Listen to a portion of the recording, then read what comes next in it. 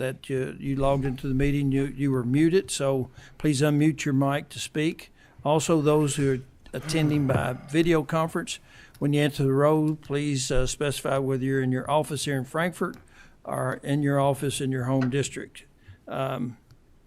And also, those attending remotely, if you'd like to be recognized for a question, please use the chat function on the application to send a message. And staff will let us know, and we'll get to you.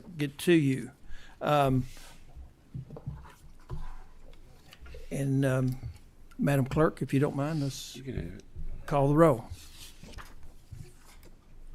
Senator Berg. Senator Embry. Present in the 6th Senate District. Senator Hornback. Senator Smith.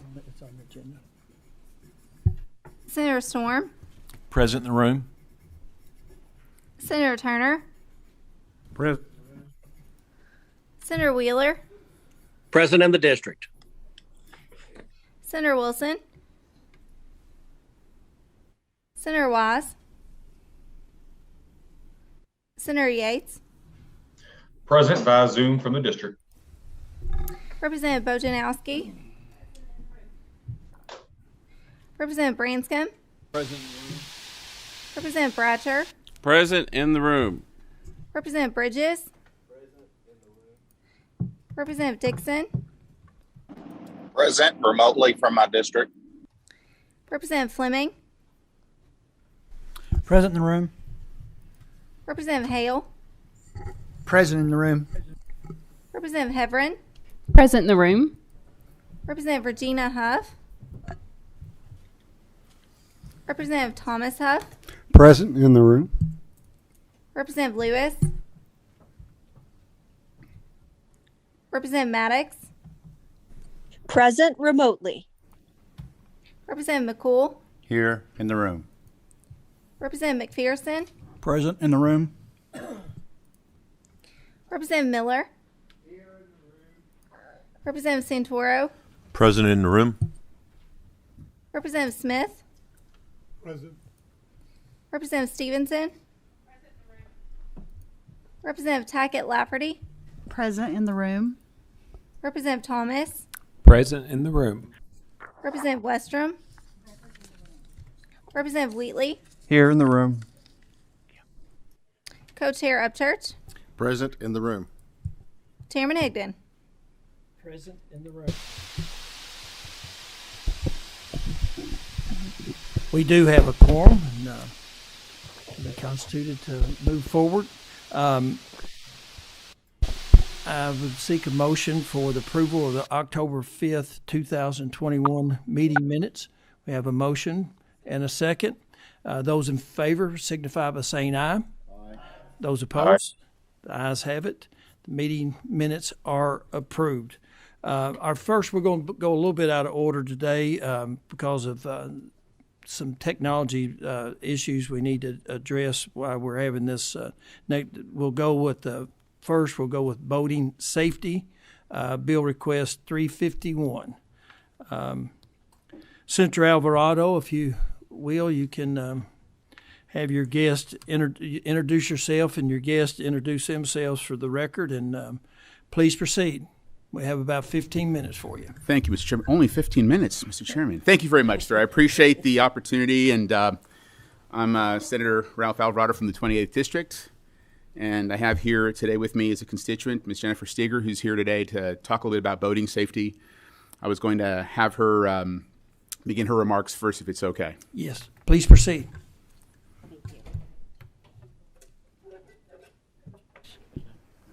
Thank you. Okay.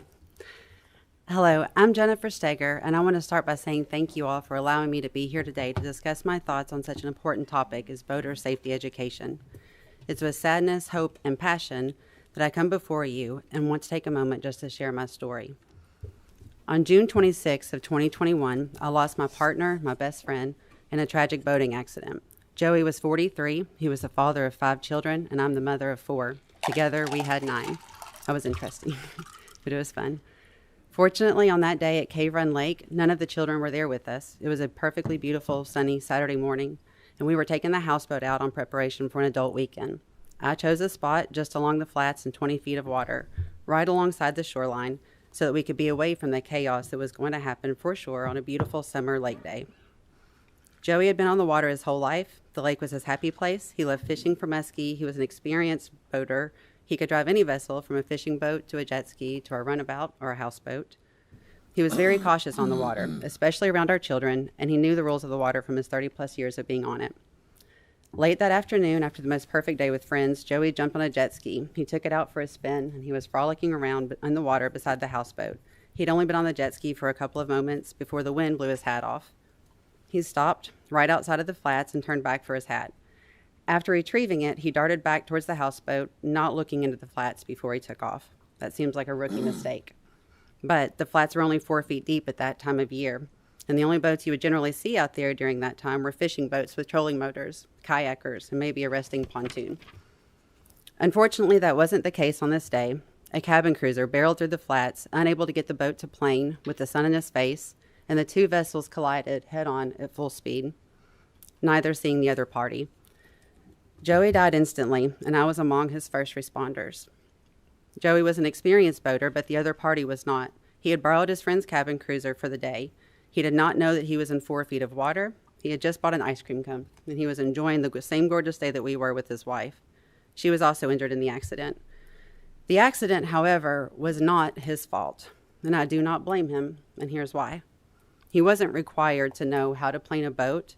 He didn't have to know the lay of the lake, and he didn't have to know the rules of the road. Because you see, in the state of Kentucky, as long as you are 18 years old, you can literally buy yourself a boat, stick it in the water, and you can call yourself a captain. I'll expand on this in just a moment, but first, please understand that I don't come in front of you today seeking sympathy for a lost loved one that died too soon. I stand here as a mother and a lake enthusiast asking you to help make our life safer for our families. I see senseless acts on the water every single weekend. I can't count the times that a jet skier has jumped my wake as I ski my 9-year-old daughter behind me, or the times that boats will fly through areas with stick-ups as they pull their own children behind them in a tube. So traffic has picked up tremendously over the past few years, and it's time that we place an emphasis on boater education, just like we do on our roads. As a matter of fact, according to the recreational boating statistics of 2020, boating activity across the U.S. rose significantly during the COVID-19 pandemic. Fatality rates rose by 25% in registered recreational vessels in 2020 compared to 2019. Accidents rose by 26%. 9 of the 767 deaths were from Kentucky, and 29 of the over 3,000 injuries in 2020 were in Kentucky as well. 77% of recreational boating fatalities occurred on vessels where the operator did not receive any type of boating safety instruction. This is not entirely a surprise because many states do not require boaters to receive any type of educational course before navigating their waters, though more and more states are raising the age limits to eventually include everybody. In the state of Kentucky, only 12 to 17-year-olds are required to take an approved boater safety education course. But according to these statistics, that's not the age range that we need to be focusing on. 12 to 18-year-olds are only responsible for approximately 3% of the fatalities and 10% of injuries on the water. You can see here 36 to 55-year-olds and 55 and older, they're responsible for 64% of the fatalities on the water. So this next slide talks about experience, and I understand that this is where you probably received the most pushback, but I want to give you an idea of what type of experience these numbers actually suggest. So basically, in Kentucky, you have 3 months of boating, June, July, and August. A 2016 recreational boating participation study showed that on average, active boaters spend about 71.5 hours boating per season, and first-time boaters spend much less time, only about 23 hours their first season. So if you translate this slide, you'll see the different columns: no experience, under 10 hours, 10 to 100 hours, 101 to 500, and over 500 hours. Your middle column there is 100 or 10 to 100 hours, and that's about 1 to 2 years of experience. 100 to 500 hours is about 2 to 7 years of experience, and over 500 hours is about 8 years or more. So I do understand that experience does matter, and I really love the ideas that Senator Alvarado is going to present to you to accommodate some of these experienced boaters. Though Kentucky would be the first landlocked state to require a safety education course for all boaters, I think it's important to mention that Kentucky has more miles of running water than any other state except for Alaska. There are currently 7 other states that have adopted this law, and many more are following suit by raising the ages of those required to take the course. 15 states currently use ages between 32 and 49 years old or younger that they're required to take the course, with a plan to eventually include all boaters. In the very bottom, you'll see that I've included Ohio, Tennessee, and West Virginia, our neighboring states. They've raised the limits to 39, 32, and 35 years of age. This next slide is basically just a snapshot of what some of the other states are doing. New Jersey, everyone that's operating a vessel. You see Washington at the bottom, 66 and younger, have to have a course. So this kind of gives you an idea of what some of the other states are doing here. So I believe that it's time for a change. Everyone needs to know the rules when you're operating a vessel on the water, just like we do with our roads. We don't have rumble strips. We don't have stoplights or stop signs. We don't even have brakes on the water. So I think obviously you should probably know the rules before you get on there. Joey Reed had 1,300 people at his funeral. He left behind 5 children and a grieving mother and a brother, and countless other people who adored him. He was best known for being the friendly UPS guy with a smile on his face, always. Losing him so senselessly has shaken our community and our boating community as well. So on behalf of those who loved him so dearly and all the people that consider Kentucky Lakes to be their happy place, I urge you to understand that we have to make a change and require everyone to know the rules of boating if they want to call themselves a captain. Thank you. Thank you, Mr. Chairman. I'll just follow up quickly, and obviously I don't think I can give better testimony than Jennifer just did. So I want to thank you all for the opportunity to present this and talk about it. I know we use the interim to talk about bills that can sometimes may have some controversy. We've had a bill like this filed in the past before the General Assembly, and we often talk about transportation. We think about our roads. We think about driving on roads, and we know that if someone buys a car, they can register that car if they'd like, but they can't operate that car on a road without having a driver's license and at least some proof of education, have someone show that you know how to operate this vehicle safely and know how to operate it on our roads and follow the rules. As you've seen by the testimony provided, there's lots of accidents every year, but there's currently no requirements for driving a boat. And we've had a young lady, I want to say her last name was Otis. She's visited us here in the past advocating for boating under the influence laws to be stricter, and has had an amputation as a result of an accident that occurred on the lake. And so this has been a topic that's been out before us for several years. You've just heard of the tragic accident that happened. That was rather dramatic in my district in particular, in my neck of the woods. A lot of people are missing Joey. He was well-loved and a well-liked guy, but was a very experienced individual in terms of using boats and experience on the lake. And so this past summer, Ms. Steger and Sarah Terry came by my office and wanted to talk about what we could do as a state to help implement appropriate safety standards for people that are driving boats. The first thing I thought of is the resistance, as many of us do, when we try to file a bill. Who's going to be opposed to something like this? Because it makes sense. We want to be safer on our lakes, on our rivers. And naturally, you worry about people that are out there that are currently fishermen, people that are using the lake for recreation, kayakers, people that use canoes, that even use pedal boats, perhaps, and the worry about crafting legislation that might be too restrictive for a lot of that. So I put together a bill draft before you that I haven't pre-filed yet, although I was planning on doing so in the next few weeks.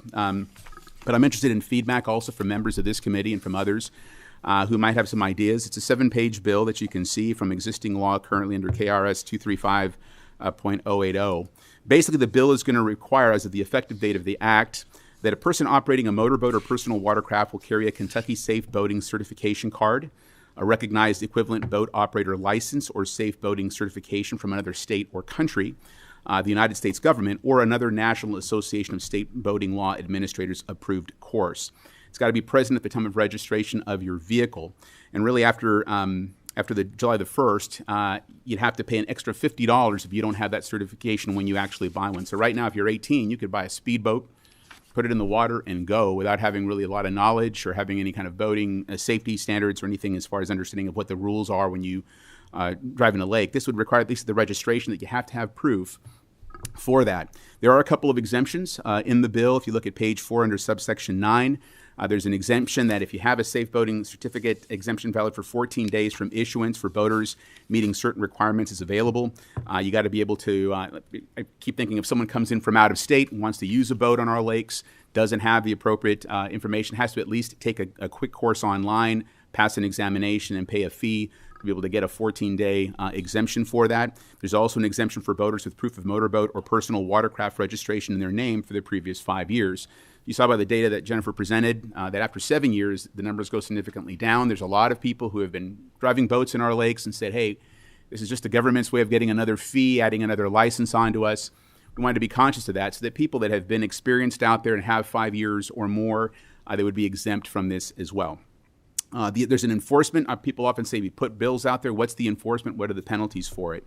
Until June 30th, the only penalty for a boater operating without the required proof would be the issuance of a courtesy notice. So it would require that if you're on the lake, you've registered your vehicle, you don't have the proper boating certificate, and Fish and Wildlife pulls you over and asks for it and you don't have it, until June 30th, 2023, it would just be a courtesy notice to try to get people and encourage them to go get their boating safety certificate to make sure they're educated at least on proper boating safety. But beginning July the 1st, the penalty for somebody who didn't have that, the law enforcement would required documentation would be a fine between $50 and $200. And also beginning July 1st, at the time of registration, boaters will be required again to provide proof of a certification. If not, there's an extra $50 that's assessed at the time that you're registering the boat. If you do get fined and you have to go before adjudication for that, you can take the course prior to your moment of adjudication. You get a $25 reduction in your fine as well. Because again, I think the main purpose of this is to improve the education on this and to help save lives. We've also got, if you notice on page 5, section 3, subsection 2 also, that has to do with boating under the influence or negligent boating. We've added right now there's currently a monetary fine, or you can be detained for 24 hours on your first offense, a fine, or be detained for 48 hours on your second offense, or up to 30 days on your third offense if you've been doing that on the water. We've made it that it can be both. It's an option before the judge. If they hear, you can issue a fine and detain you as well on both of those.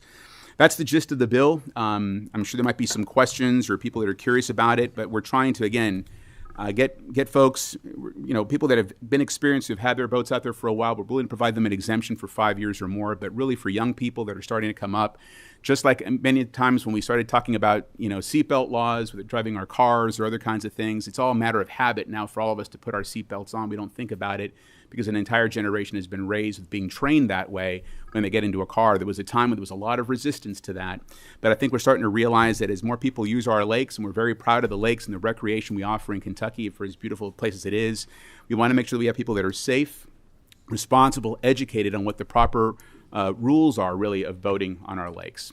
Mr. Chairman, with that, hopefully my 15 minutes are up. I'm willing to entertain any questions, and I'm willing to take any feedback that anybody might have on the bill as well. Thank you, Senator Alvarado. We do have questions. Representative Hale. Thank you, Mr. Chairman. I appreciate the testimony by Ms. Steger. Ms. Steger is a constituent of mine, as was Mr. Reed. Tragic loss in our community. Mr. Reed had been, as she stated, had been employed as a UPS driver for many, many years and actually run the route that delivered to my personal property, and was an outstanding gentleman in our community, and it was a very tragic loss. After this occurred, and I'll be very brief, Mr. Chairman, but after this occurred, Ms. Steger approached myself and Senator Alvarado both with these proposals, and I believe the requirements that the senator has in his draft, in the bill draft, are needed in my opinion. And the reason I say that is not just as a individual that knew both of these folks over the course of several years in my life, but they are needed because as a former employee of Fish and Wildlife, I have seen tragically events like this before, and many, many instances of very close calls of things happening. And Ms. Steger was very prompt in saying she did not blame the individual that was involved in the accident. She bared no blame to that person at all. But I think this is something very needed because our lakes and our waterways here in Kentucky are incredibly beautiful places for our citizens to go. And I live just a few miles from where this tragic accident occurred. But here's here's my I just have one question, and I'm going to follow it up with one more comment. Senator Alvarado, you mentioned about the 5-year people of 5-year experience in the draft that you have right there, and me and you actually talked about this, but could you just real quickly explain that? That is something that we wanted to be in that bill, that people that had those 5 years if they were experienced, and so that would kind of give them an exemption. Am I correct on that? Correct. Yes. Thank you, Representative. If you look at page 3, at the bottom of that, there's section 1, subsection 8, B4.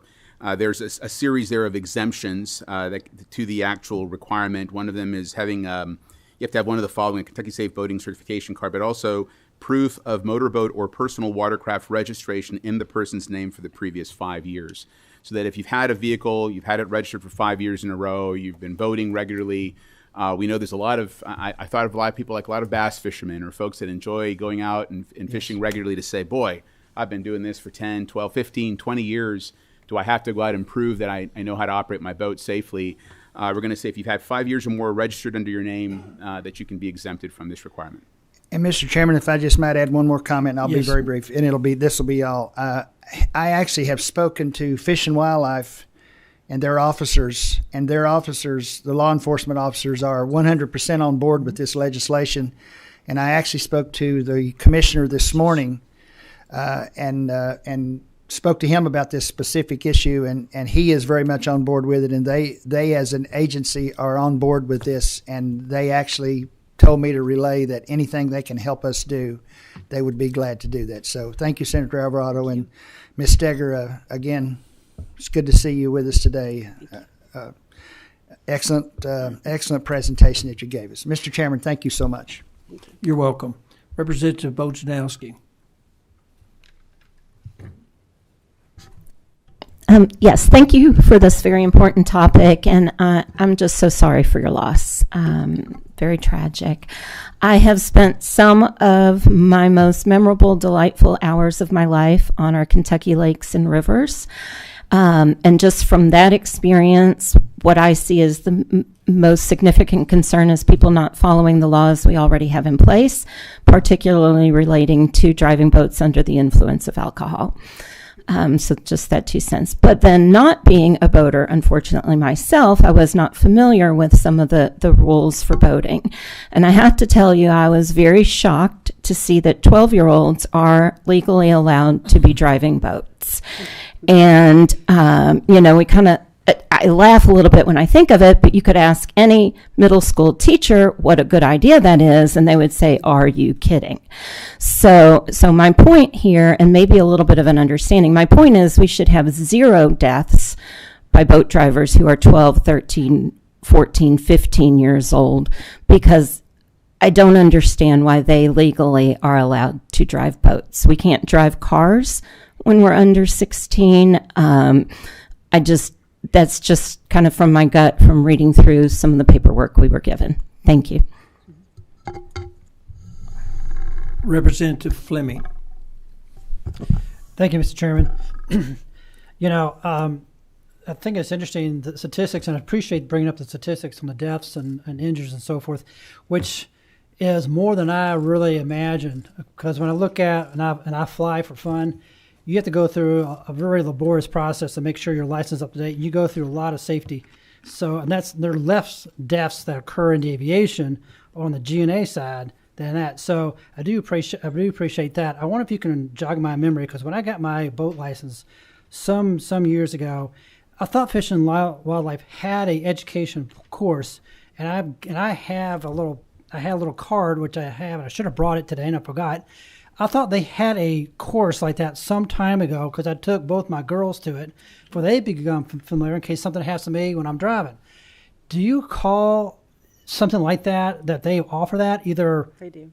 They do. So can that be utilized as an educational vehicle, or are we just trying to codify to get the public out there to go to that and make it more enforced? Because I can't remember if it was a mandatory or it was a volunteer that I did.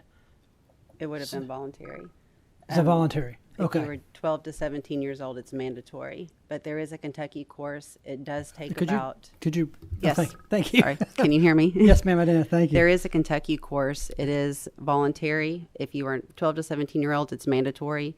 If you're 18 or above, it's voluntary. To my understanding, memory, it's about a 5-hour course. You can do it online or in person on a Saturday. I believe it's free if you go in person. Is that correct?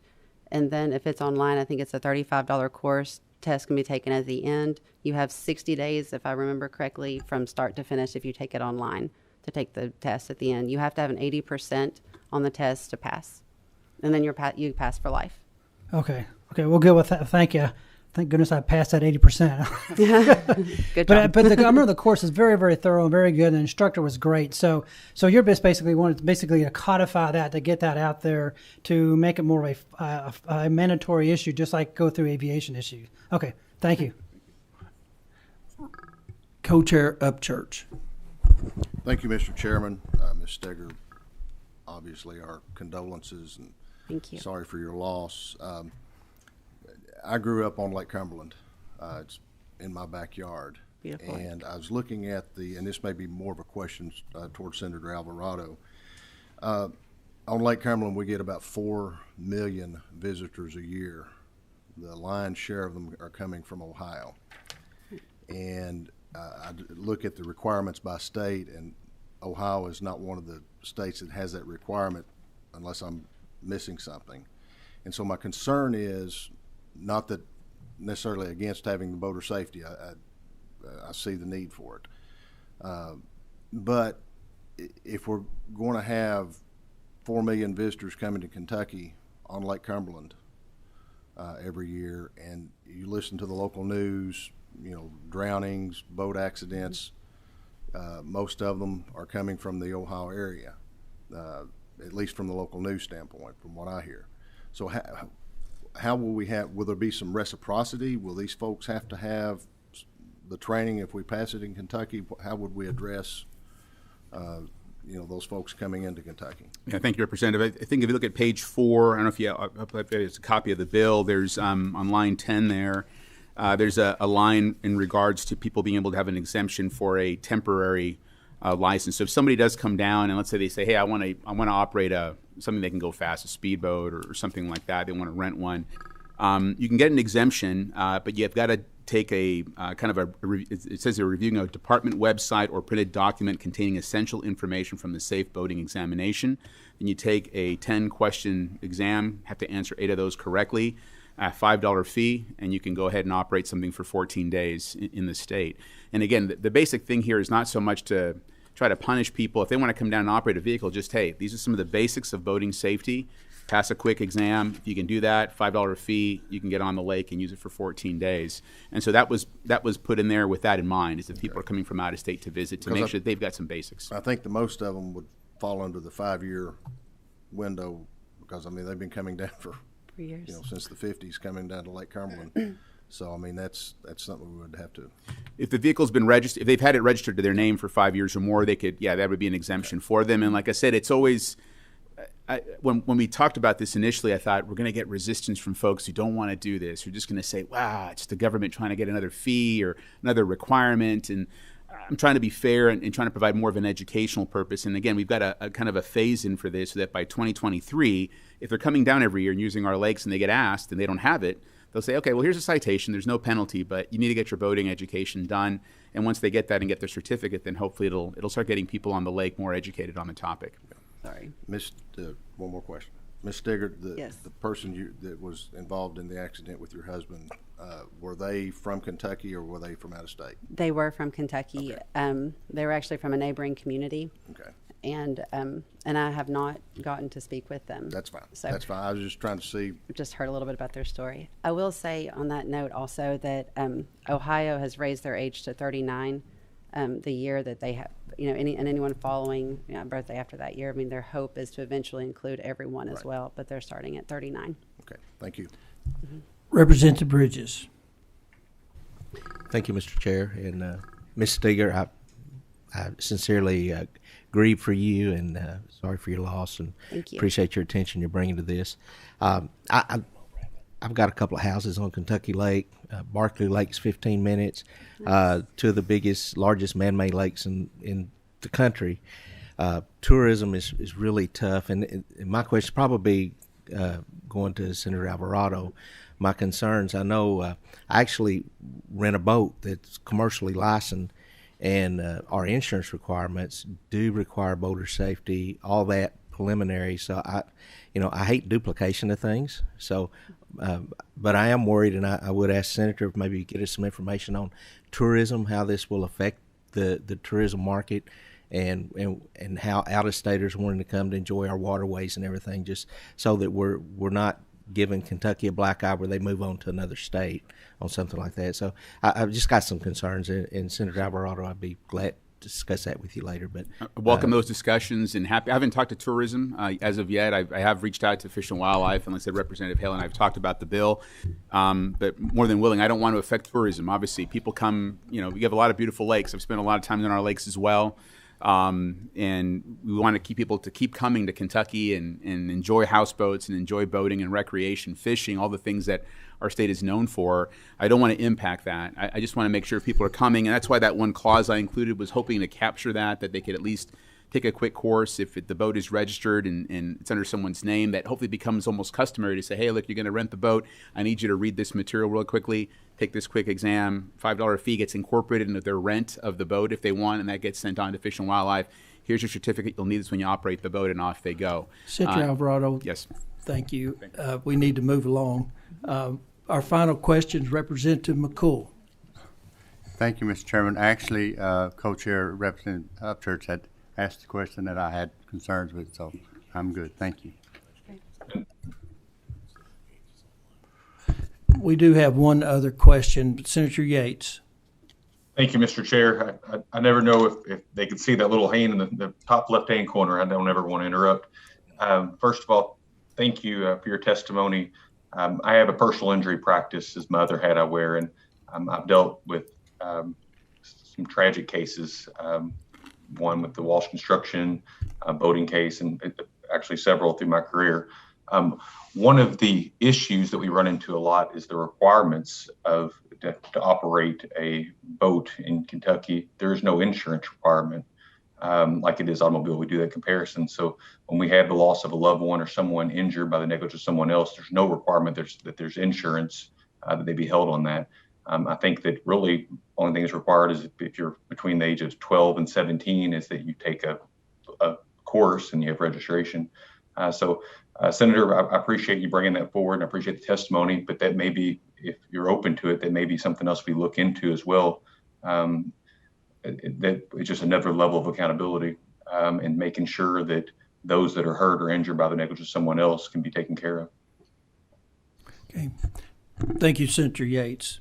Senator Alvarado and Ms. Steger, sorry for your loss. Thank you. And thank you for the presentation, and I'm sure we'll be hearing from you again as we get into session. So thank you all for being here today. Thank you, Mr. Chairman. Thank you, members of the committee. Next up is our Representative Tipton and guest from the National Transportation Safety Board. And Representative Tipton, if you'll identify yourself for the record and get your guest introduced, and you may proceed. The floor is yours.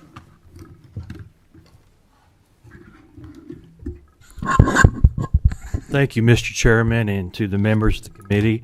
I appreciate the opportunity to be here today.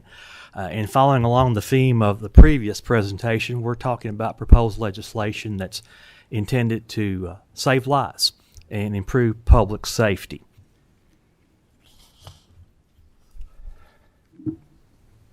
Does anybody remember life before we had these things? As I'm looking around, Representative Heverin may be the only person driving who's been driving who did not drive before the implementation of the cell phone. I have to remind everybody about her youthful exuberance. Yeah, if you don't mind, please don't pick on her. Okay. I know. I appreciate that. But, recently I drove down to Nashville to attend the Southern Legislative Conference, like many of you. And as I entered the state of Tennessee, I noticed that there was a sign there. telling about a new state law in Tennessee. They're phone down law in Tennessee, a hands-free law. And if you look at the 7 surrounding states around Kentucky, there are only 2 states that do not have legislation about hands-free of a device, and those are Missouri and Ohio. And Ohio has pending legislation right now. In your packets, you should have a draft of Bill Request 828. It is very similar to legislation I initially filed 2 years ago. That was House Bill 255. There are some revisions in this year's version. Recently, the National Incal adopted a model bill on hands-free distracted driver legislation, and we have tried to incorporate some of the components of that legislation into our current draft. I'm very pleased today to have some people to share with us about this important topic. To my immediate left, I have Kathy Strack. Kathy is from Ohio, and she has a very personal story to tell about what happened to her brother. To my immediate right, I have Mr. Steve Blackstone. He's with the Office of Governmental Affairs from the National Transportation Safety Board.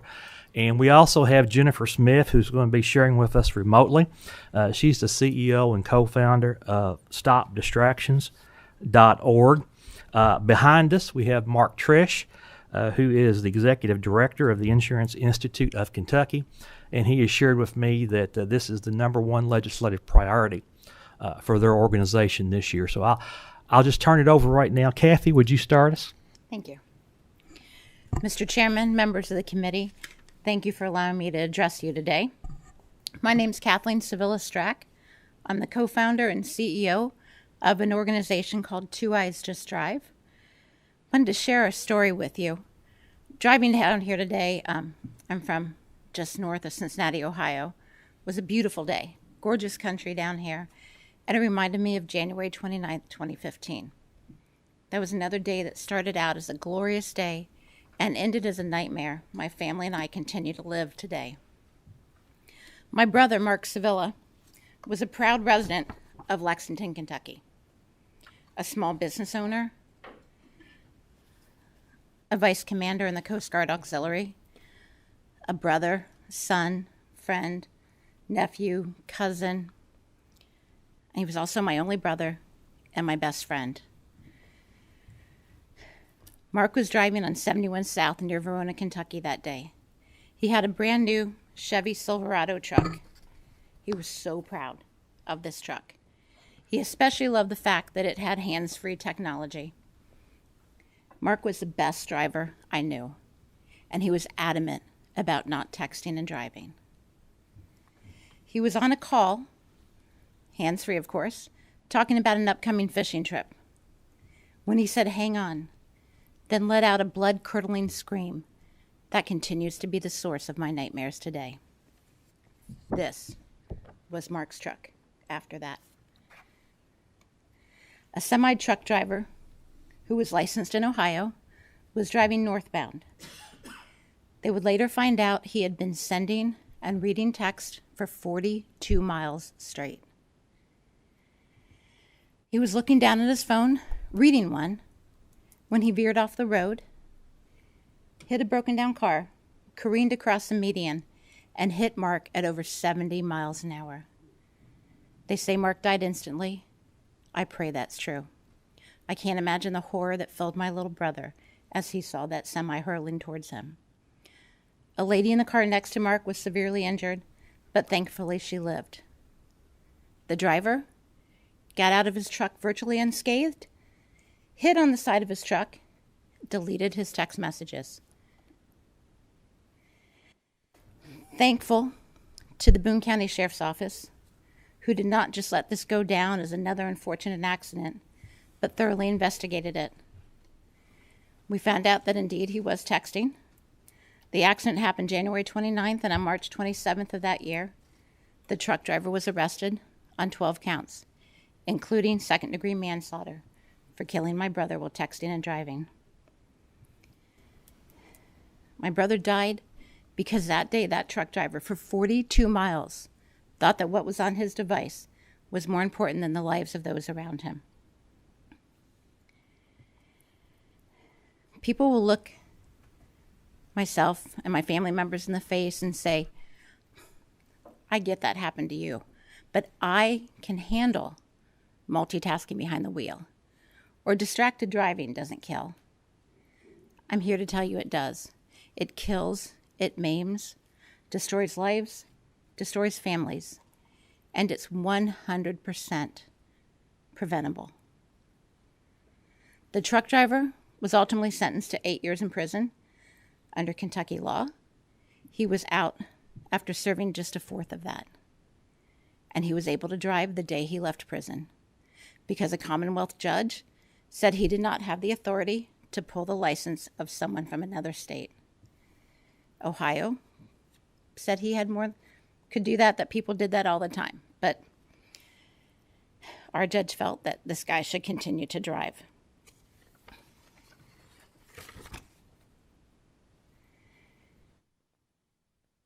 Distracted driving is 100% preventable, just like drunk driving. The difference is drunk driving has become socially unacceptable and the numbers have fallen. That's not the case for distracted driving. If you look while you're on the road, you can see people are down looking at their phone all the time. And distracted driving is an equal opportunity killer. Every passenger, every driver, cyclists, pedestrians, innocent bystanders, your loved ones, and obviously mine, could all fall victim to that at any moment. We need to do something in the Commonwealth and in this country to make distracted driving socially unacceptable. And this hands-free legislation would help to keep the eyes of the drivers on the road and not on their device. I urge you to do everything you can to help pass this legislation and to save other families like my own from having to live the nightmare caused by distracted driving. Thank you. Thank you, and good afternoon, Chairs Higdon and Upchurch. It's a pleasure to be here before the committee again. Thank you for providing the National Transportation Safety Board an opportunity to discuss our recommendations regarding distracted driving. These recommendations represent lessons that we've learned over the past 15 years from numerous accident investigations regarding distracted driving. As a result of our investigations, we've seen firsthand that distraction is a growing and life-threatening problem. To reduce the crashes and injuries and deaths, drivers completely need to refrain from engaging in these distractions. NTSB is an independent federal agency charged by Congress to investigate transportation accidents in all modes of transportation, determine their probable cause, and make recommendations to prevent their reoccurrence. These recommendations are our most important product. More than 36,000 people were killed on our nation's highways in 2019, and that number has risen significantly since then. It's estimated that about 10% of these deaths occurred in crashes involving distracted driving. However, while data is being collected, currently there's no reliable method to accurately determine exactly how many crashes indeed involve electronic devices or other distractions. Therefore, it's impossible to know the true scope of the problem. That percentage, that 10% percentage, is almost certainly too low. NTSB has investigated a number of major highway crashes in which distraction due to the use of a portable electronic device was a factor, including the March 2010 crash on I-65 near Munfordville. In that crash, a tractor-trailer went off the left side of the interstate, crossed the median, and collided with a 15-passenger van that was traveling in the opposite direction. 11 people, including the truck driver, died in that crash. Our investigation found that the truck driver had used his telephone to make and receive calls and to send and receive text messages a total of 69 times while driving during the 24-hour period prior to the accident. We determined that he failed to maintain control of his vehicle because he was distracted using his cell phone at the time of the crash.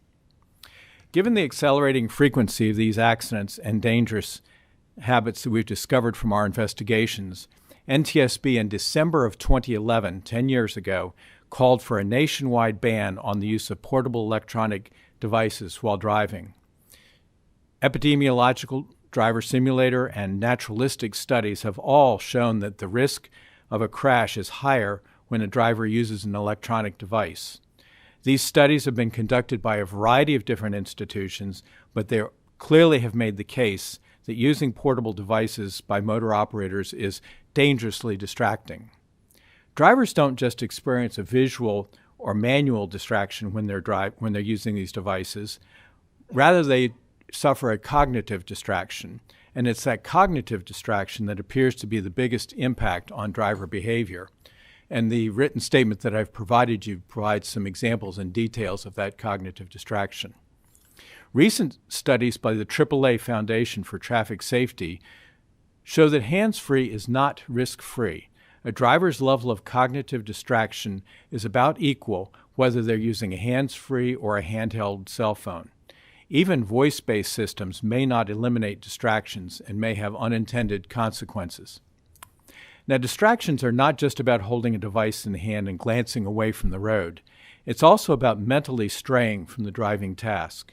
Because driving doesn't require 100% of a driver's attention 100% of the time, we may think that multitasking is all right. But research studies and statistics and the lives we've lost on the highways show this just isn't the case. Even a momentary distraction of a driver's attention from a driving task, such as reading a text message or talking on a phone, can have catastrophic consequences. There's no doubt that adopting a safe driving behavior free of electronic device use will require a cultural shift. If this change is to happen, it'll require a three-pronged approach. We need good laws, good education, and good enforcement. We've seen this kind of approach work in the past with the widespread adoption of the use of seatbelts, which we heard mentioned in the prior testimony regarding boating safety. Before states required vehicle occupants to require seatbelts, about 14% of people wore their belts. After states started passing the laws, seatbelt use rates jumped rapidly to about 60% in a period of about 8 years. Today, with stronger seatbelt laws and with high visibility enforcement and education campaigns that we see just all the time, seatbelt usage rate is approaching 90%. States like Kentucky that have very strong laws, those with requiring primary enforcement, have the highest use rates, and Kentucky's rate is about 90%. The NTSB believes a significant number of lives can be saved and injuries avoided if Kentucky strengthens its law to include the non-emergency use of all portable electronic devices. We must establish a culture of safety that deems distracted driving unacceptable, just as we do for impaired driving. Bill Request 828 that Representative Higdon has presented to you does send a clear message. Distracted driving is unacceptable. It's time to acknowledge that this is a serious safety risk, not just to distracted drivers, but to everyone on the road. No text, no call, no update is ever worth a human life. I thank you for your consideration of this legislation, and I'd be glad to answer any questions that you might have. Mr. Chair, I believe we have Jennifer Smith remotely. She can join us now. Okay. Jennifer, you're on. Yeah, I am sharing my screen now. Is that shared? It is. Okay, thank you. I had a bad experience at the NCOIL meeting that it wasn't sharing, but I thought it was. So I always double check. Hello. Thank you, Chairman Higman and Upchurch and the other committee members for having us here today to discuss this very important life-saving legislation. My name is Jennifer Smith. I am the founder and CEO of StopDistractions.org. We're an organization that works with families who have been impacted by distracted driving. I myself lost my mother in a crash caused by a driver holding their phone in September of 2008. These families have worked tirelessly since losing their loved ones and having their whole lives changed to save others. It doesn't help anything. It doesn't bring our loved ones back, but it can help protect yours. As mentioned, there are 24 states now that have hands-free legislation in the country. 9 of those states have passed these laws since July of 2018. Georgia was the first, and we followed that with Minnesota, Arizona, Tennessee, Maine, Massachusetts, Virginia, Indiana, and Idaho. As you can see, Michigan, Pennsylvania, and Ohio do still have legislation pending this session in 2021. When looking at why we need these laws, we need to look at how we're using our phones, and that's why we need to change the laws to continue to work with the evolution of the technology.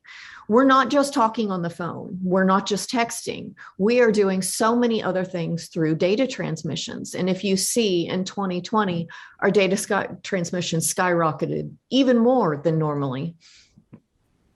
And this is from 2019, so I figured these numbers are up too. Drivers are seen manipulating their phones up to 57% more. Drivers, the minutes people are talking on the phone are actually going down based on cell phone industry data. The actual number of text messages also sent is also going down based on that industry data. And that's because people are using messaging services, instant messaging, Snapchat, doing things similar to that. And I don't know if any of you have any children, grandchildren, or through college age, those age people don't use phones. They don't call. They FaceTime you. They virtual call. They do everything live. So they're doing these while they're driving. This is some insurance data that's just showing that even since COVID hit with the pandemic, that our distractions behind the wheel have really skyrocketed. We were seeing decreases. We were really making a lot of progress from getting laws passed and the public knowing we had an issue. And then we had to change those. Then COVID hit and it changed everything. I'm going to skip through these as quickly as possible because I know we are short on time. There's polling in all the states that show over 80 to 90% of the public are ready for these laws. With this law, you can still use your phone. It needs to be in a hands-free mode because law enforcement was having a difficult time enforcing texting laws because you can say, oh, I'm sorry, I was on GPS, I was dialing, or something similar, and it makes it impossible. So the results of hands-free laws, we've got a lot of data now to show it. The American Academy of Pediatrics was able to show that hands-free laws are associated with the greatest reduction in motor vehicle fatal crashes. Recently, another study was just put out from the Center of Injury Research and Policy from Nationwide Children's Hospital in Columbus that also showed there were hands-free laws linked to fewer deaths. And also, if you look at the bottom, it can save a lot of money. Georgia, like I said, was the first. So this is the state we have the most relevant data, and I'll skip through this quickly. Within that first year, fatalities were down 3.4%. Since the law has been enacted, we have seen a total 4.5% reduction in crashes there. If you adjust that for the population growth, it's about a 12% reduction. This is the most important slide. This is the telematics data from the state of Georgia. The day the law went into effect was July 1st of 2018. You see there was a huge drop in drivers. This is showing drivers typing and swiping. So these are drivers that were typing and swiping less on that day, and that continued to trend downward because we as drivers know this is dangerous and we shouldn't do it. This is a smaller community just to digest the numbers more. Cherokee County, Georgia. In 2017, before the hands-free law, there were 34 fatalities. In 2018, where they passed the law in the middle of the year, there were 18. In 2019, when the law was in full effect all year, there were only 9 fatalities. Then you'll be able to go through more of this data in your time to save time. And then Indiana also, with their law going into effect July 1st of 2020, we were able to see the lowest amount of distracted driving crashes in over a decade in Indiana. And that was with them just giving warnings during that period.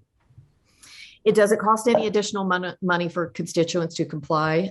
You can get a mount, they're low cost. You can get them $1 to $5 anywhere. And you can also download a free app on your phone that works with voice activation. And the main points of a hands-free law, just to finish it up, is that this is going to enable law enforcement to enforce the laws without the loopholes. This is a clear interpretation. The driver and officers know if you have the phone in your hand, you are in violation. And that's how we're seeing results in many states. Law enforcement has training on this, developed in many different methods. They have for a long time. And the public is overwhelmingly in support. In a lot of states, on the first day they get the laws in effect, most people, when they get pulled over, actually thank the police officers and say it's a great law. I will finish there. I apologize for the length, and I'll be available for any questions if you need. Thank you, Jennifer. Mr. Chair, if I could just make a couple additional comments. Please proceed. These are wonderful pieces of technology. Besides being in the legislature, I'm a licensed real estate broker, so I'm on my phone a lot. It's important to my business and many others.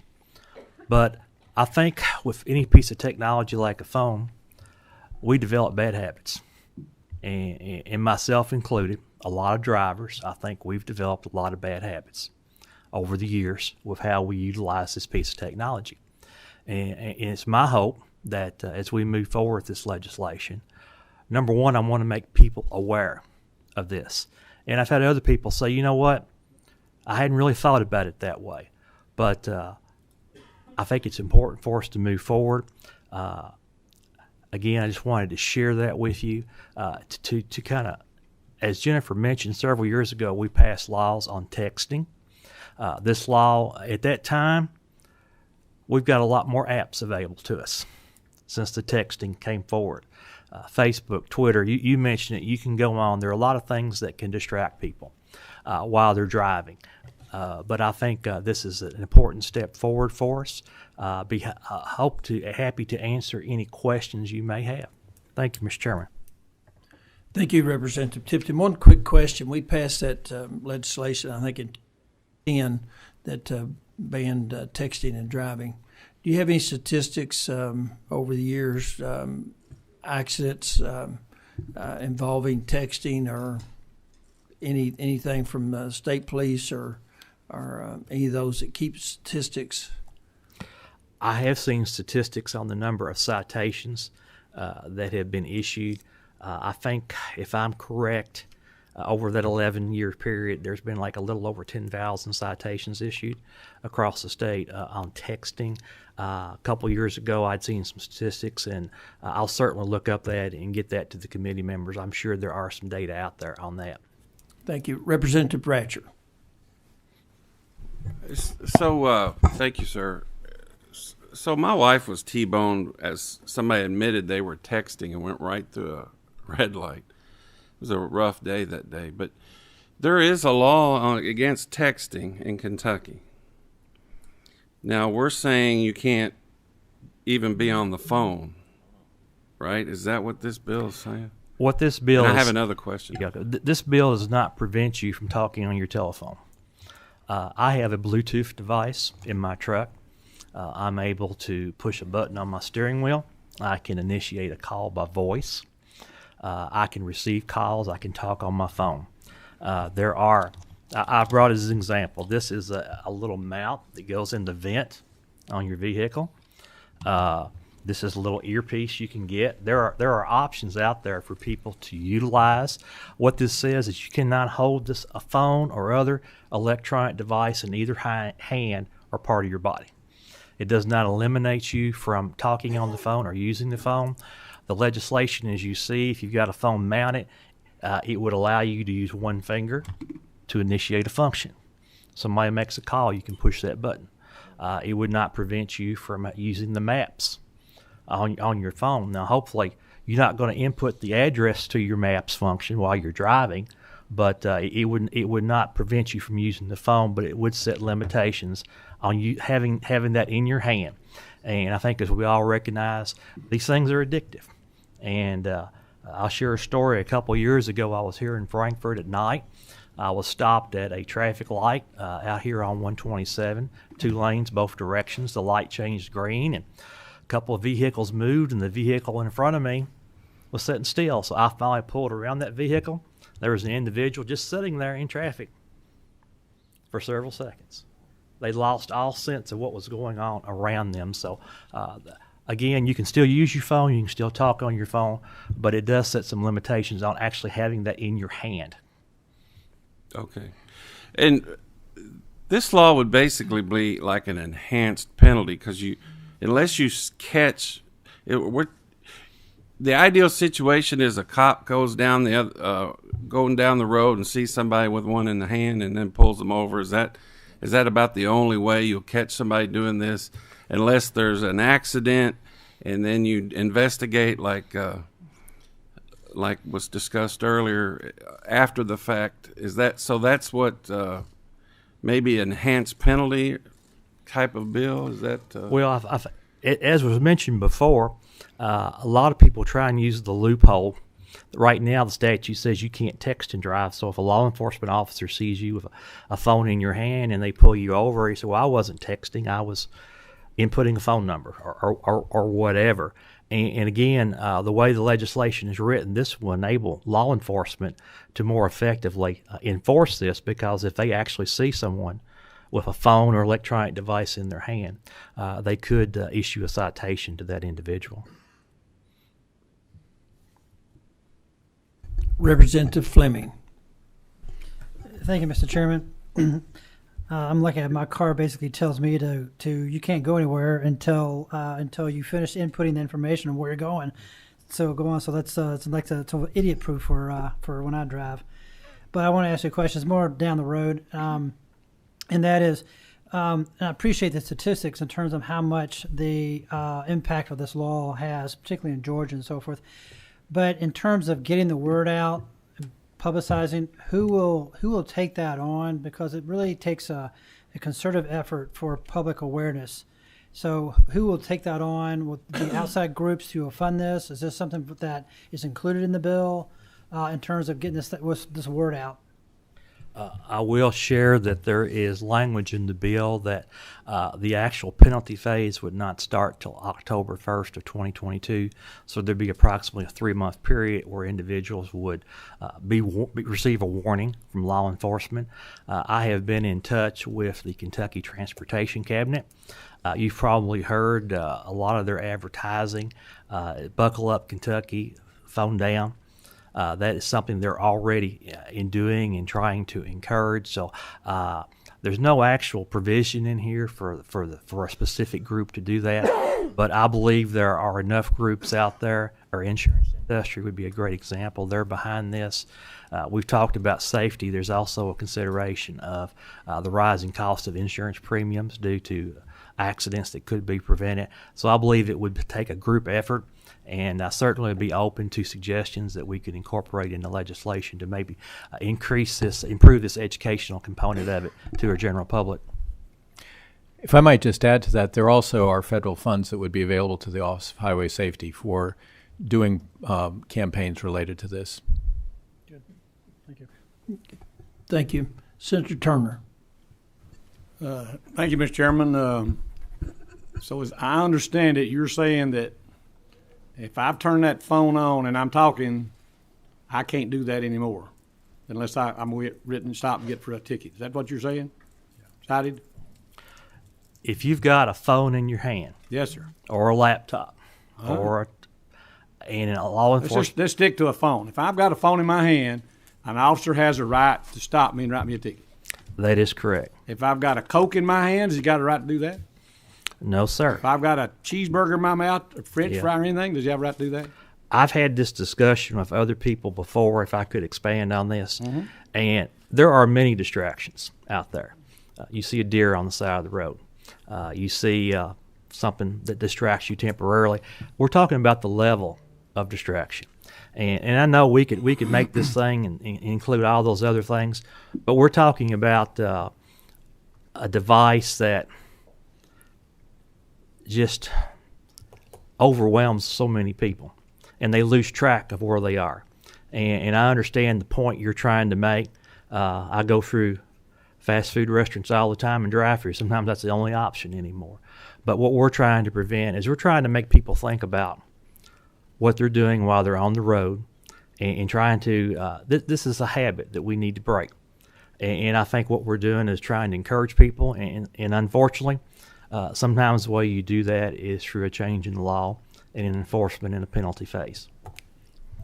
Well, I, as a representative of 100-some thousand people, have to consider the impact this will have And I, as a lawyer that do this regularly, turn my phone on and talk while I'm driving, and I don't think my brain is distracted. I'm just listening to that. And I'm not distracted no more. I'm, in fact, less than anything. But you're telling us, I believe, from my understanding, I apologize if I'm wrong, that if I put it on my speaker in my car, that I can listen to that and drive. Is that correct? That is correct. If you've got a built-in integrated device, or if you have, you could actually have your phone on a holder. You can have an earpiece if you don't have integrated devices. The way the legislation is written, you just cannot have a phone or device in your hand or supported by any part of your body. But once I put that on that phone, I've got to take every phone call that comes through on that phone coming into my radio system.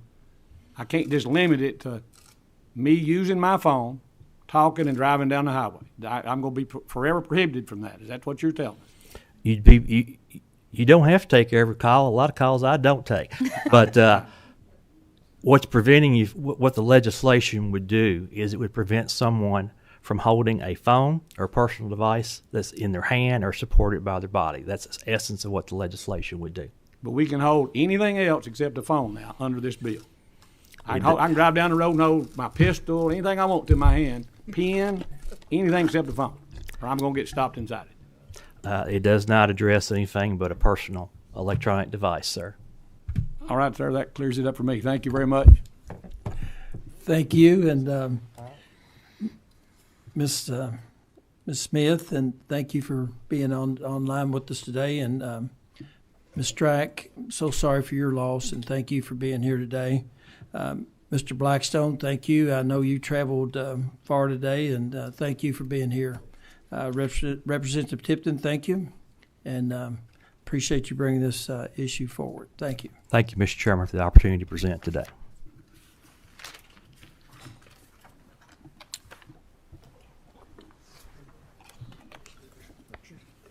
Yeah, Jennifer Kirchner with the Kentuckians for Better Transportation.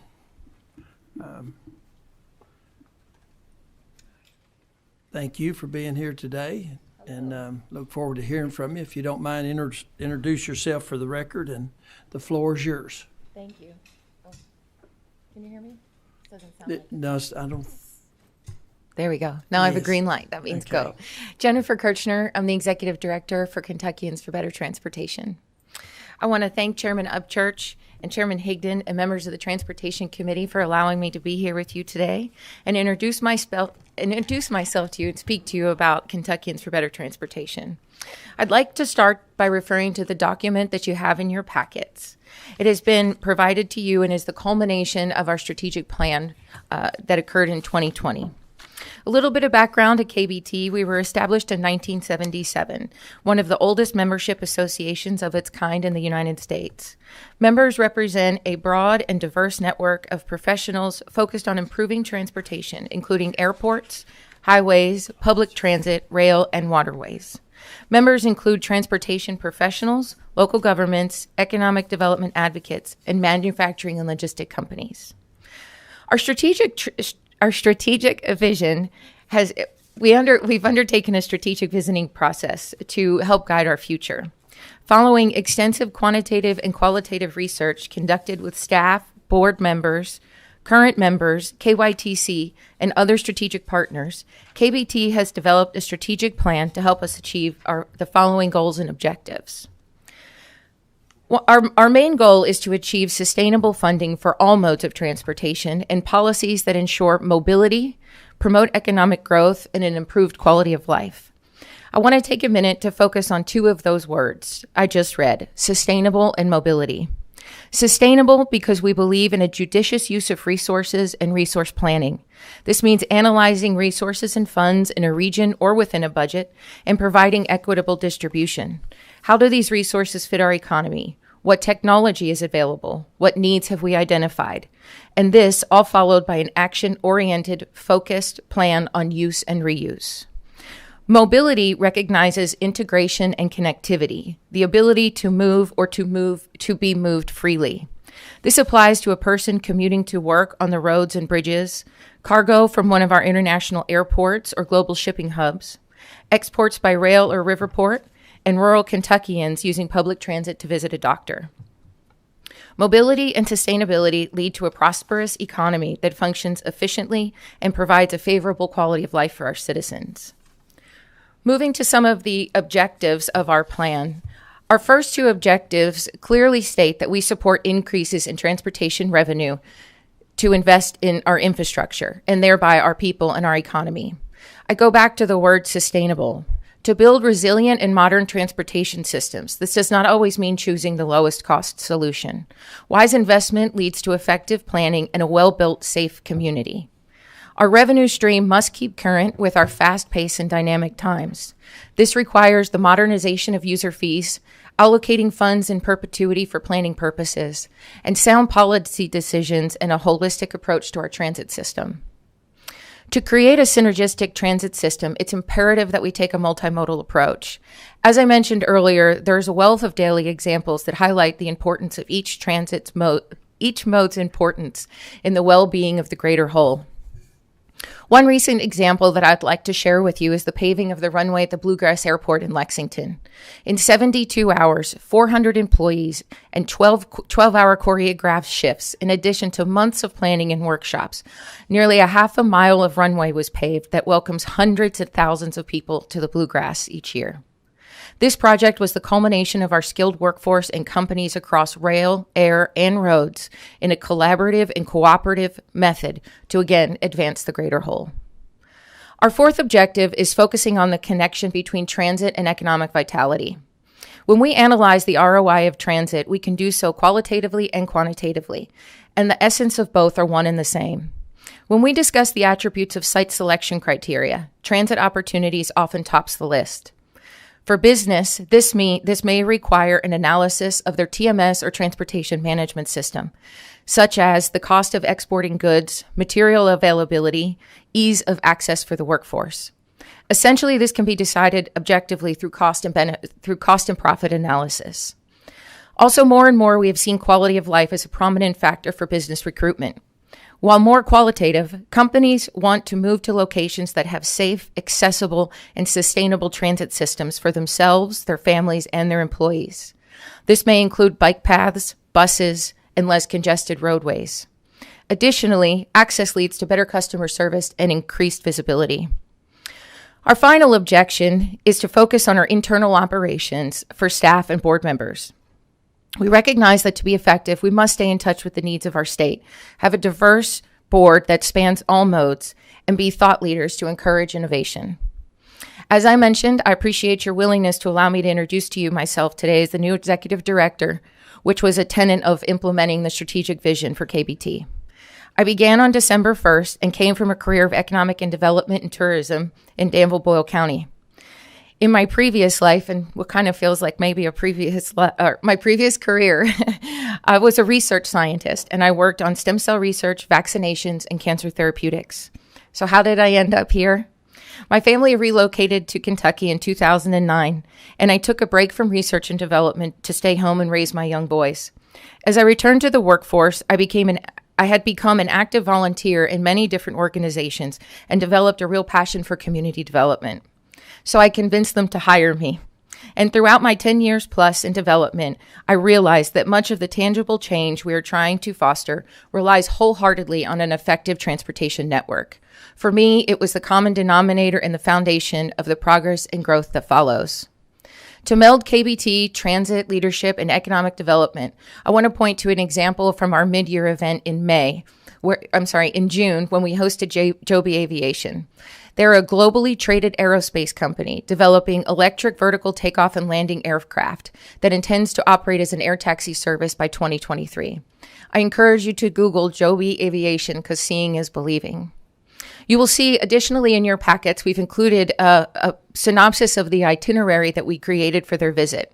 We greatly expanded on what it means to host a speaker and turned it into a whirlwind tour of our aviation assets, presentations about our robust aviation education programs, and connected the dots to not only be a location for Joby to provide their services, but as a manufacturing site as well. Specifically, we are working to advance opportunities at general aviation airports for future development and revenue generation. With the advancement of battery technology, the possibilities are endless. Advanced air mobility, eVTOLs, and aviation are not the only transit sector that we are witnessing the electrification of transportation. Just recently, we welcomed Ford to the Glendale-Hardin County with the historic investment in a battery manufacturing plant. There has been years of anticipation and speculation about electric vehicles on the roads, and the time has finally come. Companies such as Ford, coupled with the IIJA funding, the switch to electric is desirable, affordable, and the next step in the modernization of transportation. It's imperative that we embrace this technology, make plans to utilize the federal funds, and capture these opportunities for Kentucky. We are a state that is advantageously located within the U.S., and in order to maximize our growth in logistics, we must engage in this movement. Further, we must explore the modernization of current revenue streams, such as electric vehicle fees, charging station locations, and moving to a true user system of measuring vehicle miles traveled or road user charges. KBT is an unbiased, nonpartisan voice that provides facts and data to educate and advocate for transportation issues statewide. We intend to be the credible, knowledgeable voice that brings these ideas for discussion and works towards agreeable outcomes. We are here to be the resource that you need as legislators to help you ask questions and find the right answers. We are transparent, ethical, and collaborative. Our collaboration is across modes, companies, government organizations, and all-inclusive of the citizens of Kentucky. Post-IIJA, we will continue to ensure that these funds are spent effectively and efficiently and keep abreast of the competitive matching requirements needed to draw down these federal funds. I could continue, as the excitement for transportation is endless, and in such a dynamic time, not only in transit, but as leaders to help move Kentucky forward and embrace the change that will make these opportunities tangible. So that's what I have to say, and I'm sticking to it. But I would be happy to discuss further and take any questions that any of you may have. Well, Jennifer, thank you for being here today, and hopefully we'll see you many, many times in the future. I don't see any questions. You covered, okay. We do have a question. Okay, thank you. Representative Wheatley. Thank you, Mr. Chair, and this will be brief, but thank you for being here, Jennifer, and I look forward to getting to learn more about what you're doing and what the KBT does, of course. But obviously, infrastructure is big news right now, and just if you can give a brief explanation of how the KBT might be tied to or what they will do related to the $1.2 trillion transportation infrastructure bill, and specifically about the roughly $10 billion that will be coming to Kentucky. What will you guys be doing, and how will you effectuate the use of those funds? First, I would say that what I have learned in this position about the IIJA so far is that while it is a welcome and much needed influx of funds, it's going to only chip away at a small part of what we actually need to accomplish. So we're talking about a budget of about $1.8 billion, and the IIJA, the last numbers I saw, will amount to about $137 million additionally per year. So we can definitely get some good maintenance and repair, but my fear would be is that we're still not capturing the advancement and the modernization that we require. So we need to stay steadfast on what that means.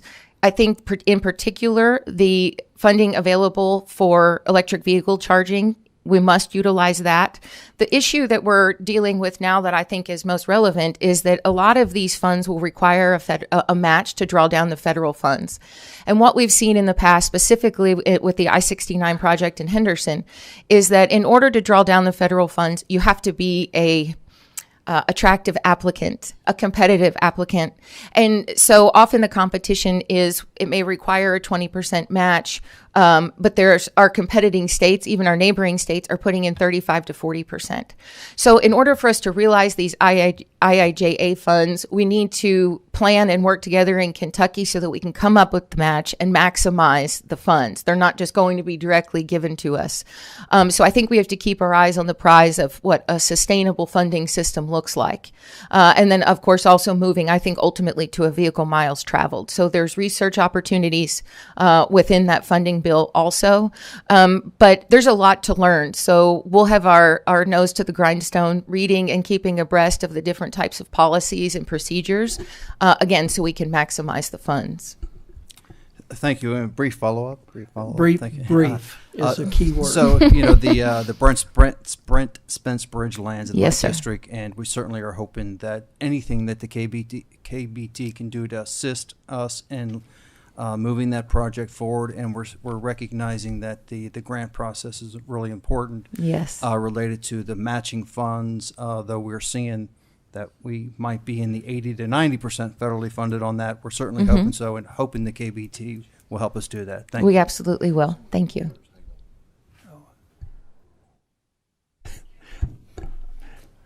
I've been distracted. Excuse me. We had a sidebar here. We had a sidebar, and we do have. We thought we'd been hacked. We look on the monitor here, and obviously it's Senator Wheeler. Nobody up here recognized him, and we thought we had a hacker. So. I'm pleasantly surprised to find out that's not the case. And it looks like he has a halo, and that's really that's really distracted us. But Senator Wheeler, Saint Wheeler. Thank you, Mr. Chairman. One thing that has been brought to my attention regarding, I guess, tracking folks' mileage and some privacy concerns. Yes. Particularly with electric vehicles. Something that I've thought perhaps maybe a better way to do it would be to base the tax on the price of the vehicle, because obviously some of these things are substantially more expensive than others. If you could maybe address what the Kentuckians for Better Transportation's position is on that, because I can see some concerns why you don't want the government tracking your car wherever it goes. Thank you for that question. I would say first and foremost, we are well past the point of being tracked. As we heard earlier, everyone has one of those little phones in their possession and in their car, and that does a vast amount of more tracking than some of these miles traveled systems that we've seen.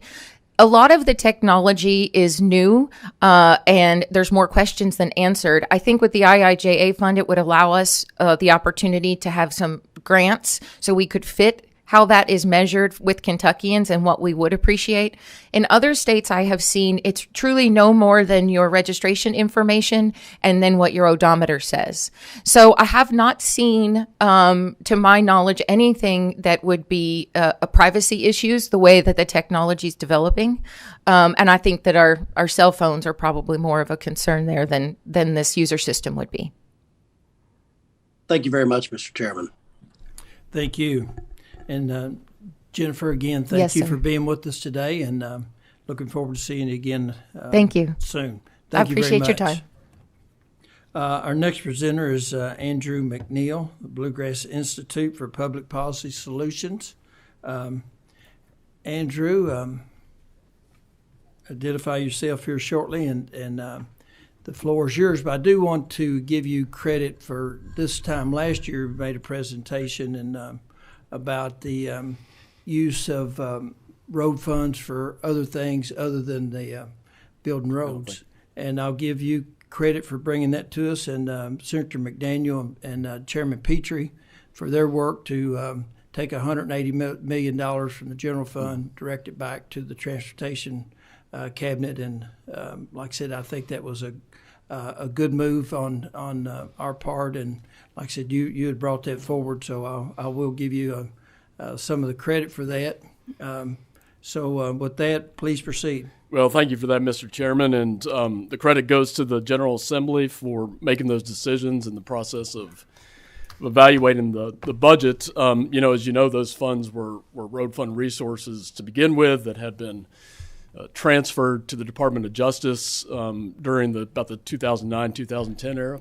I see Senator Thayer in the back, so we will give a shout out to House and Senate leadership for their support of that. Yeah, and it was just correcting a historic misallocation of the resources, and have a couple of more ideas for this session of looking at where some of those road fund resources and those reallocations could be opportunities going forward. So thank you for that.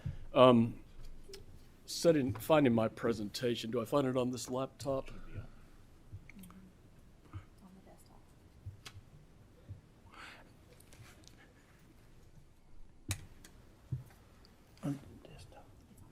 It's on the desktop, if that helps you.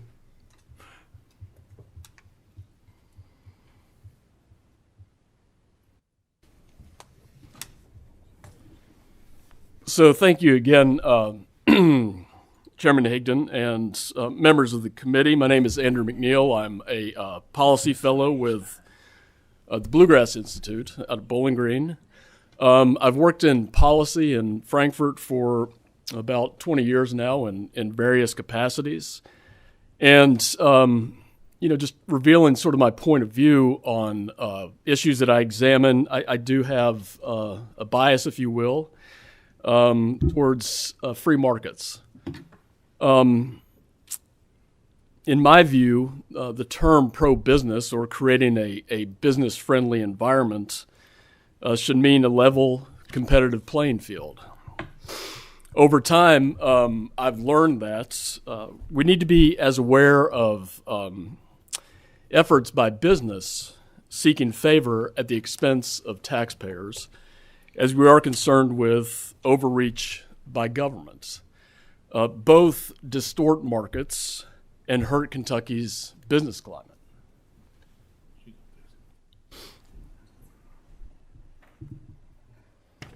We gotta log you in so you can share screen. Okay.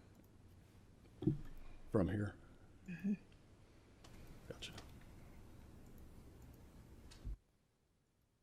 We'll wait for these technical issues to be corrected.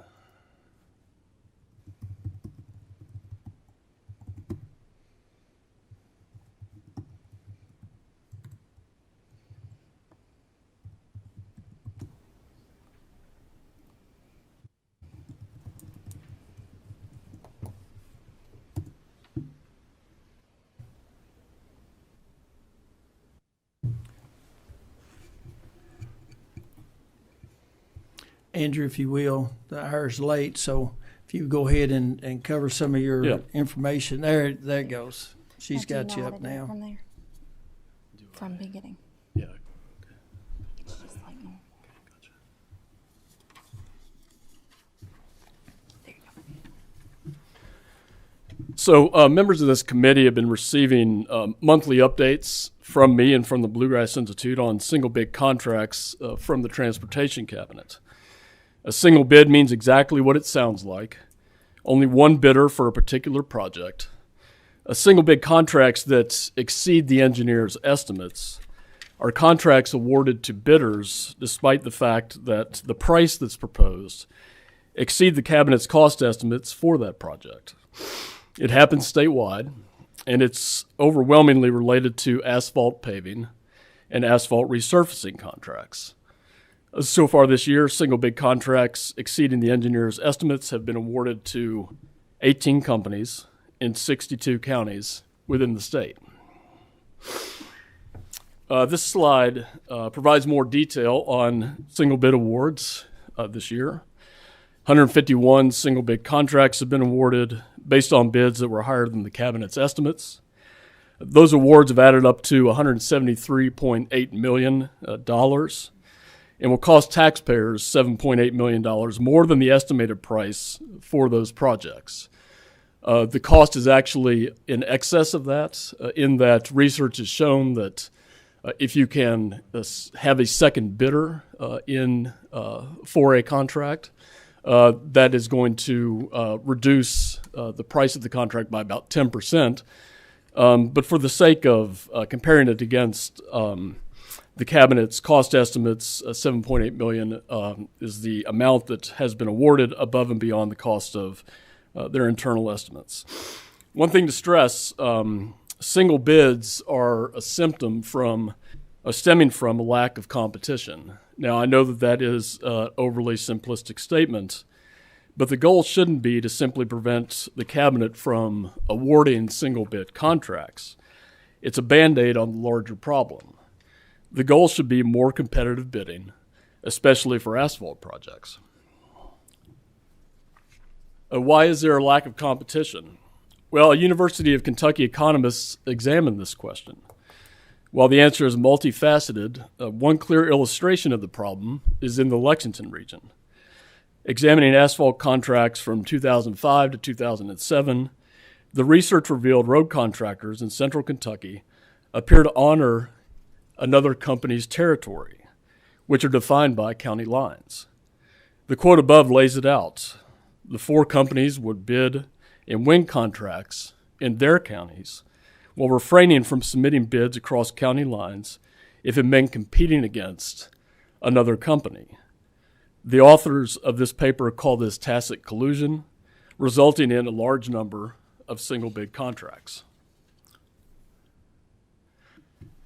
The pattern of this behavior is usually explained as a function of the distance of a project from a company's asphalt plant. The research by the University of Kentucky economists explained it and painted a different picture. The red dots on these maps represent contracts won by a contractor, while black circles represent projects the contractor declined to bid on. As you can see, there are a large number of projects where the companies didn't bid if it meant crossing county lines to bid against a competitor. For example, a Bourbon County contractor was submitting and winning bids in Harrison and Nicholas counties, projects which were a further distance from opportunities in Clark, Fayette, and Scott, where the contractor wasn't bidding. The three other companies in Scott, Fayette, and Clark appear to be following or have followed the same pattern. So that research was published in 2015 from data covering 2005 to 2007. I decided to evaluate the Cabinet's contract awards for the four counties from the last 3 years. I chose a 3-year time frame to show that this isn't a partisan exercise. This isn't singling out the current administration. These problems have existed for decades, and I'm not the first person to raise these questions. My analysis is less thorough, but it does reveal enough to suggest much of the same bidding behavior exists today. Of the 59 contracts awarded in the four counties, I found only 4 times that any of these companies submitted a bid across county lines.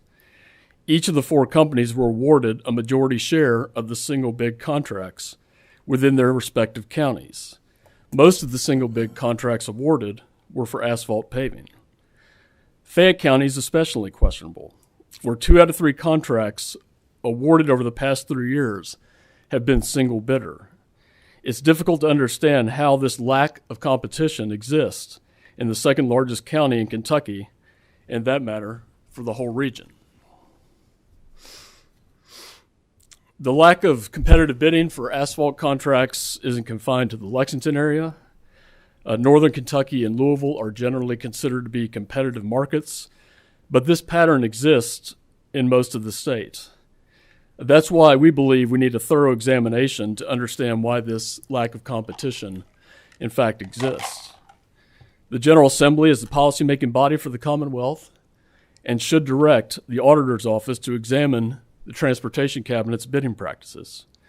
Policymakers, taxpayers, and the Cabinet itself can benefit from an objective review of KYTC's bidding. A thorough audit of the bidding practices would be a roadmap for reform for Secretary Gray. And with his business background, he could be the best man for the job of reforming this practice within the Cabinet. The best way to support business is to support competitive markets. Competition will maximize the value of every dollar dedicated to investing in our infrastructure, and an audit of the Transportation Cabinet's bidding practices will both improve Kentucky's business climate and show the taxpayers the General Assembly is committed to being good stewards of the tax dollars sent to Frankfort. With that, Mr. Chairman, again, I appreciate the opportunity to bring this issue in front of the committee and be happy to take any questions. Thank you, Andrew. And wanted to ask, I think you showed where there was $7 million over on the no bid contracts.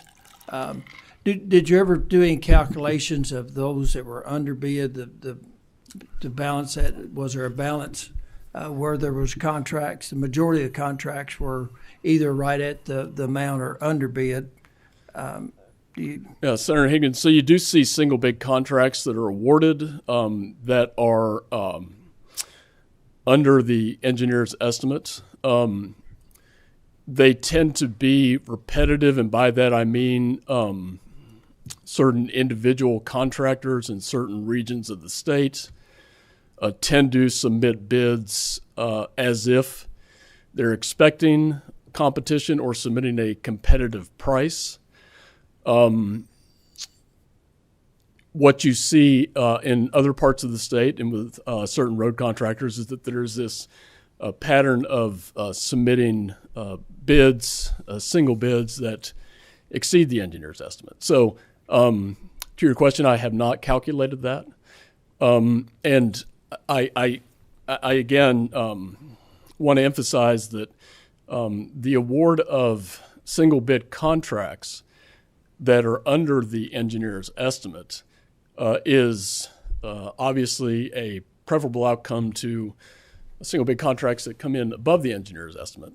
But what we're really talking about here is how do you design bidding processes so that there is competition? Single bids that continuously come in under the engineer's estimate, again, is a better outcome than the alternative. What we're expecting and would hope from a examination of the cabinet's processes is just more competition across the board. Yeah, and you brought a lot of these same points up last year, and I know Representative Santoro included much of your language in the bill that he proposed last year. I don't remember the bill number, but he can't either. But he did include that. So we have a question. Representative Smith has a question. Thank you, Mr. Chairman. Could the lack of competition be because of the cost of a startup companies, the size? You referenced ATS, Hinkle. I'm familiar with those companies and the size of those companies, and the cost I'm sure that they have for fluctuation in employees, the cost of goods today. How would you estimate what it's going to cost you tomorrow when you don't even know the cost today because it was bought 30 days ago and the cost could be going up? I'm just going to make a statement and then I'll let you kind of chime in. What I don't want to see, and I'm just one of 100 on the House side, is for encouragement for other states to come in and compete against our companies. Not saying that's a bad thing for pricing, but I don't want to see other companies travel across our borders to get these contracts and leave our companies that we're not talking about short-term companies. We're talking about companies that have been in business for years in our state that pays a lot of taxes, pays a lot of employment taxes, and keeps a lot of our people in my area employed. So I think we need to really be careful about bird dogging these companies that are a backbone of our state. And I say that to say we've seen lost jobs before. And I don't want to encourage Tennessee to be blacktop in Kentucky. I don't want to encourage Virginia, West Virginia, Ohio, Indiana to come over here because you're going to say we're going to put a law in that says that you got to have competition before you can get a bid. And so I think we got to really be careful what lines we cross here because we have put businesses out in our state by encouraging others to come in. And so I guess I'm making more of a statement than a question because I believe that your answer to a lot of what you were saying, like you said, you was limited on some of your information, but I think some of the answers that you may find when you spend the money to do research is because it's all due to the bid, is competition. Competition drives, that's just regular basic 101 economics. Representative Smith, I've got a lot of people in line. Please, Okay. please, I'm closing. your question, please. I probably won't see them again. So Okay, I'm gonna your say what I question, have to say. please. I just wanted to say that I stand with our companies that are here in the state that's doing a great job in my area, and I just say we need to be careful how far we go with this and not be a punishment because we need those companies to survive in our area. Senator Hankton, I'll just respond real quickly. These are Kentucky companies that are not competing against one another. Okay. So what you would find if you had a more competitive environment would actually be less of the out-of-state companies Andrew, and more we of the have, Kentucky we have companies. some other questions. I'm going to move on. Representative Heverin. Thank you, Chairman. To comment on Chairman Higdon's question earlier, I guess I'm kind of in the way with the poll. I would ask that you present to the committee accurate data that would include the correct data that includes the single bid products under bid 2. I think what you've presented is just your narrative, and it's important to have all that data that were over bid and under bid. I think that would be very important, and I would like to see that the next interim joint committee hearing.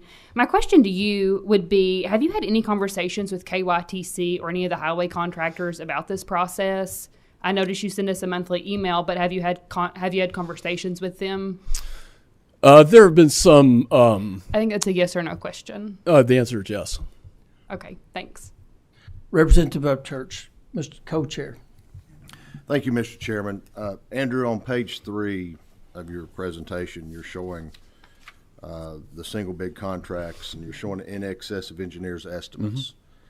Mm-hmm. And my question is, there was a small bridge project in Wayne County just this past year that the engineer's estimate came in, and then once they started talking to contractors, the bid came in significantly higher. And so they got together with the contractors and looked at the project and realized that actually the contractor was correct. And so I wonder, on these estimates, you know, the $7.8 million, how many of them have we, actually looked at? You know, the state engineer may not always be correct. And so I don't want you painting a nefarious picture of the contractors because, you know, they're in a business to make money. But, you know, there may be some reasons as to why these bids came in over the estimate. There may be reasons as to why. That's why we don't necessarily believe that the language that was included in Representative Santoro's bill last session, which is prohibiting a strong prohibition against issuing any single bid contract that comes in over the engineer's estimate, is the way to proceed. The way to proceed is for the cabinet to be provided with the information that allows them to think more clearly about how they design their procurements so that they are attracting competitive bids. There's no question in my mind that some amount or some number of competitive bids would in fact continue forward if in fact there were some reforms adopted. But what you would likely see is far fewer single bids being made in the first place. Yeah, and I'm not so sure, you know, with the data that you've gotten or that you've provided us, and along with Representative Heverin's point, you know, there's a reason, you know, that these contractors may not want to bid a project. I mean, it may not be within their bottom dollar to bid. I mean, they're not going to bid something that they know they're not going to win. I mean, why would they put forth the effort in doing all the due diligence on a project that they know their cost is going to be outweigh one of their competitors that may be closer? I mean, trucking costs and asphalt costs, you know, we know have increased considerably with the new Build Back Better gas prices we have. And so, I mean, there's a lot of variables that I think you need to take into consideration here, whether it be, you know, with the cabinet and, you know, I just don't want to be painting a nefarious picture with the contractors or the cabinet. I think you need to dig a little deeper to find out, the actual reasons why what we've got here. Thank you. Representative Upchurch, I would be happy to give you a copy of the paper from the University of Kentucky, and I think that goes a long way to explaining some of the questions that you might have. Senator Yates. Thank you, Mr. Chair. Thank you for presenting.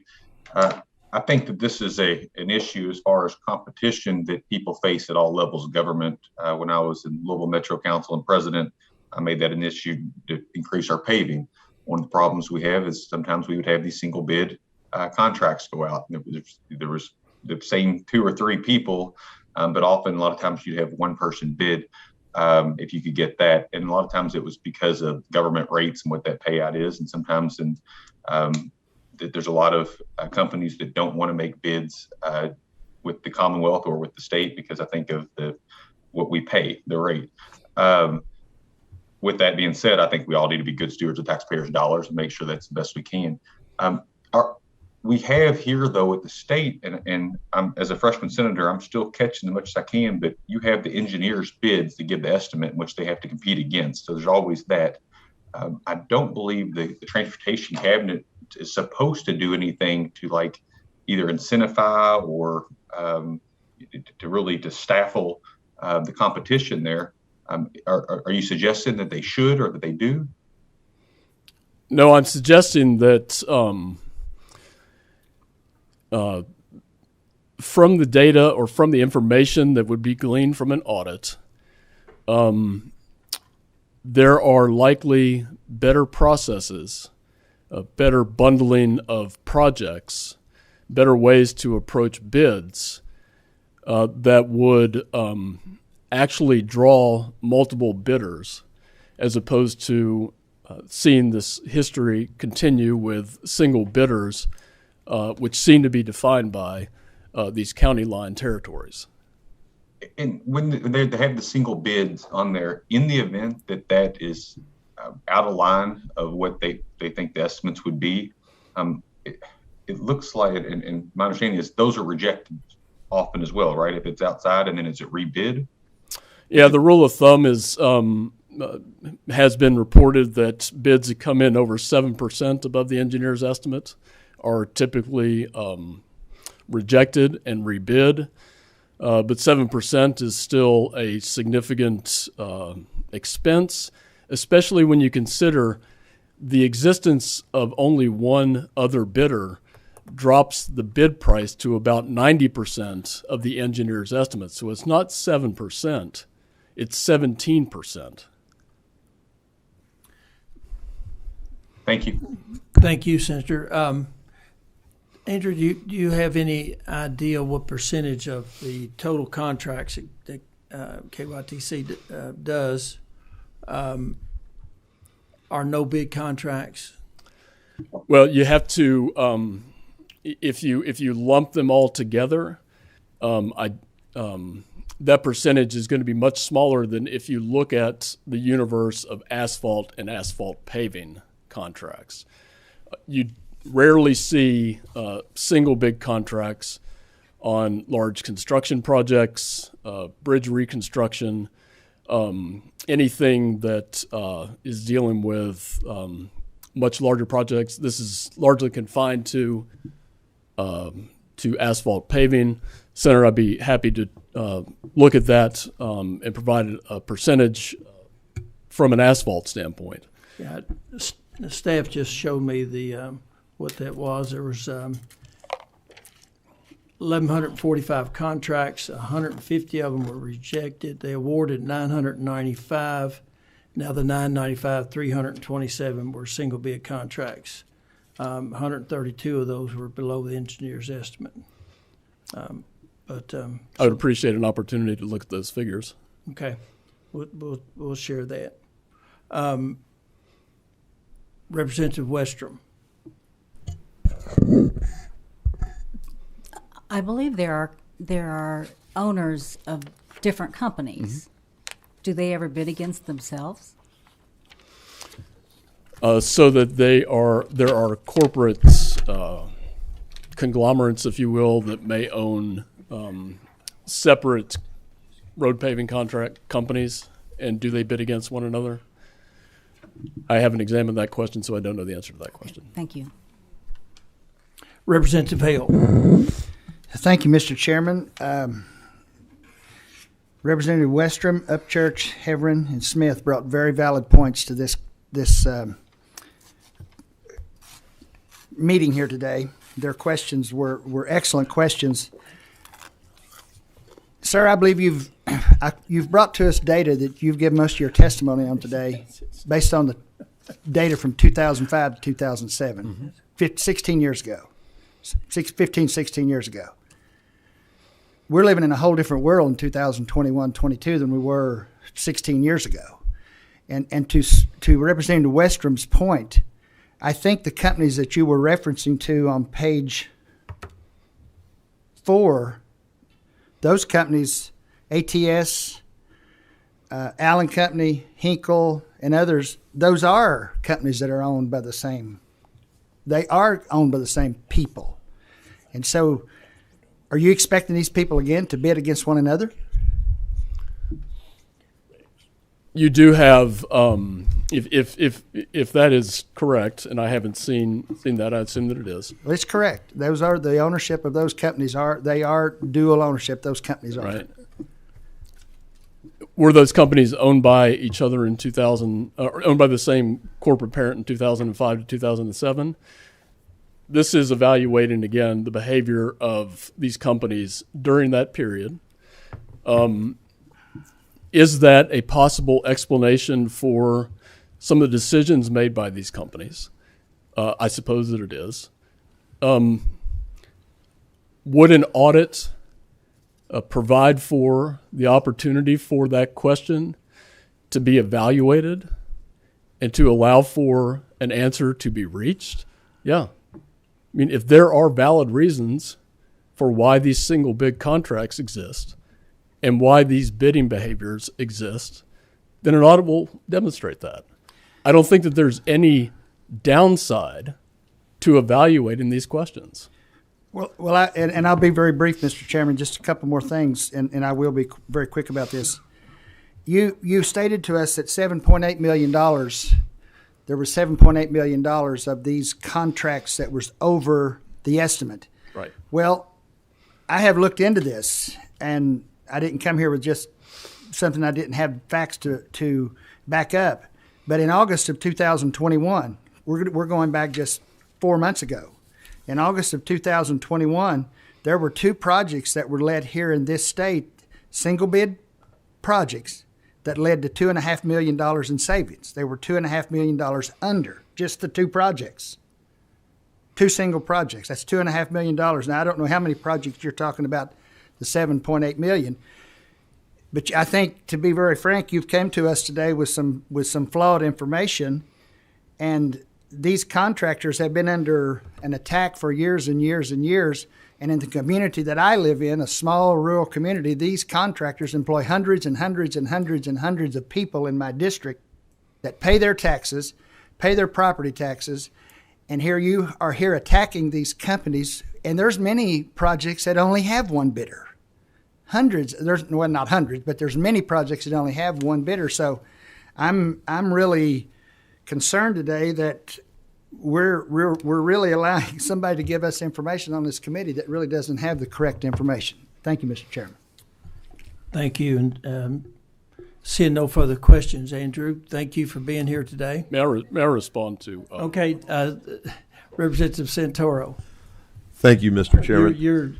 I didn't see your hand. Sorry. I just want to say a few things. Kentucky Department of Transportation, they are the most transparent organization we have. They are open all the time. Even if you get a bid in there at 201, you don't get to bid it. So they are very, very transparent. Secretary Gray and the past Secretary Thomas, they were very, very open to all this. So they're giving you information. And I think you're looking for some bad people. And we don't have bad contractors. I think we have outstanding contractors. Right now in my area, we're lucky if we get bidders because they are so busy. We don't even have snow removal across this state because we're not paying enough. We don't know what we're going to do. You know, last year, we had our contractors that went out there to work, and they said, we will not invoice. We want to keep our people, just like Representative Hale said over there. He said a lot of things that I was going to say. I'm all for this transparency. Let's make sure we get the best dollar we can, and we are. I really believe we are. You're going to see a lot of single bidders. We had an emergency situation. There was one single bidder. You contacted me. No one wanted to bid it because it was a very hazardous job. Now, we just had some up in northern Kentucky that they didn't bid because they were overbid, and they sent them out again. So, you know, do we need to look at it? I think you have, but I think we have some great contractors and these people to give us a good dollar for what we're doing. Thanks for coming in. That's all I just want to mention. Seeing no further questions, that wraps us up. Thank you, Senator Higgins. Thank you, Andrew, and appreciate you being here. And I will say this about Representative Santoro, this cabinet, Transportation Secretary Gray and Secretary Thomas have both been very, very open to anything that we ask them for, and I think they've been open to you to any information that you needed. So I will commend them on that, and and I do know the contractors. You know, some of them are.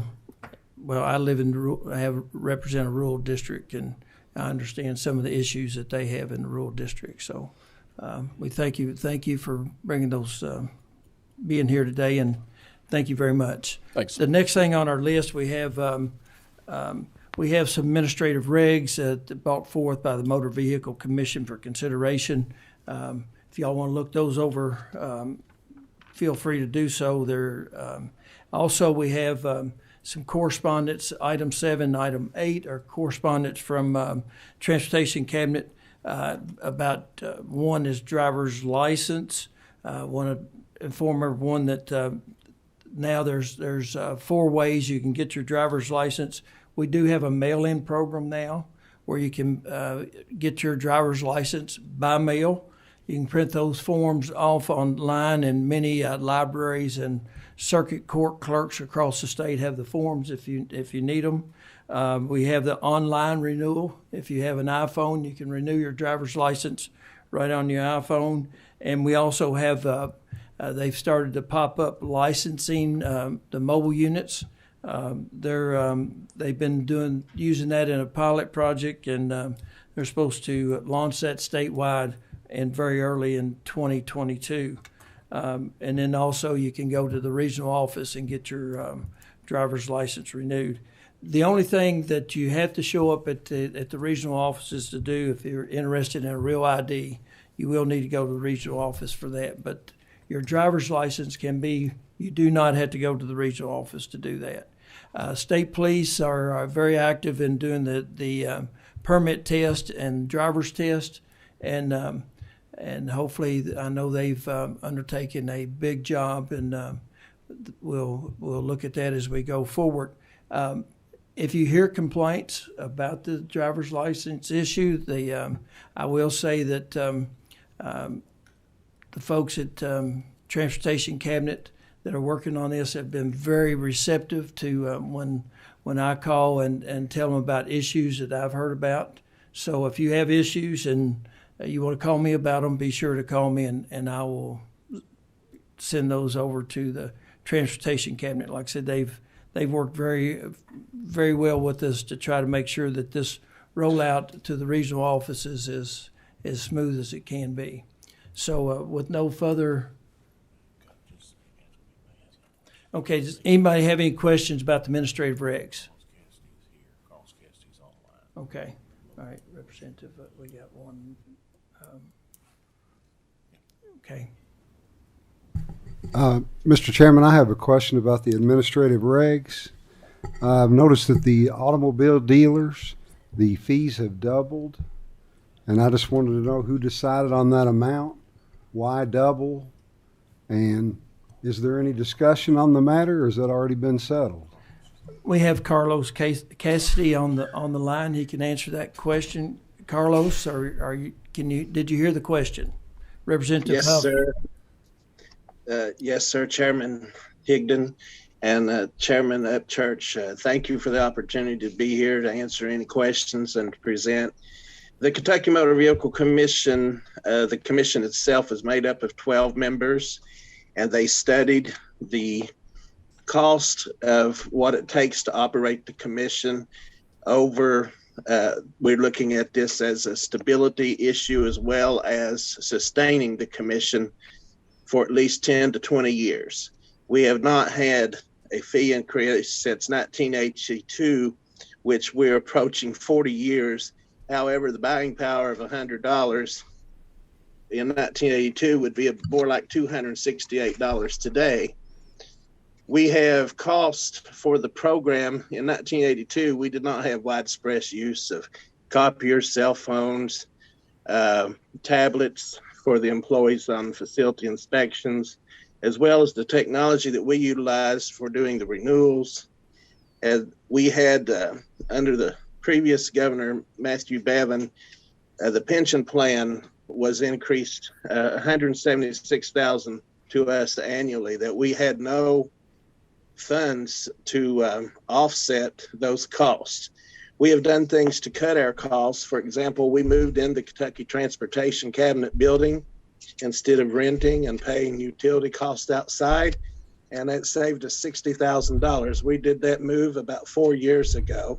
The only growth that we're hoping for out of this is from the dealers themselves have requested that we have a full-time inspector for Louisville. There's a 300 plus dealerships in Louisville. They feel that the crime in Louisville is such that on loss for sales without titles and the taxation is between $1.5 to $2 million annually. We also, as dealers, we regulate ourselves, but we also do consumer protection. And we need to be able to afford the legal costs for consumer protection.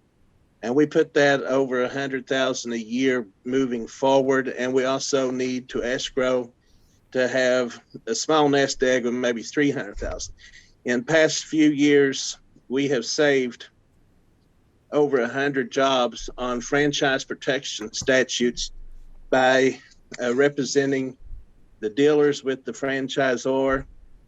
And in those discussions, and there's those sealed, I could not tell you who they were, but they are 3 different ones in the state, different locations, and we were able to save for succession and for those jobs. I'm very glad that we were able to save 100 jobs. The gist of this is consumer protection. We hope to, hopefully, we put into the budget that you will see in January, we are asking for a position for, it's a grade 13, and we're asking for a person that their only work is fraud investigation, that would work out of the central office here in the transportation cabinet. They would be provided transportation, a vehicle, but they would be assigned fraud cases, investigating. As we get complaints, about 40 calls a day. Some of them are as is, and we can't help an as is complaint or buyer's remorse. But if it's something where they really felt that they were cheated on a warranty matter or something, we want to do deeper drill downs to fill out to see if there is a problem or an isolated matter, or if this is a mode of operation that has to be corrected. Thank you, Carlos. Representative Huff, any follow-up on that? No, I just wanted to apologize for holding everybody up. No, you're okay. That's questions are good. We passed the authority to do this was in Senate Bill 131. Thank you for your explanation, Carlos. And if no further questions, motion to adjourn. Thank you. We are adjourned.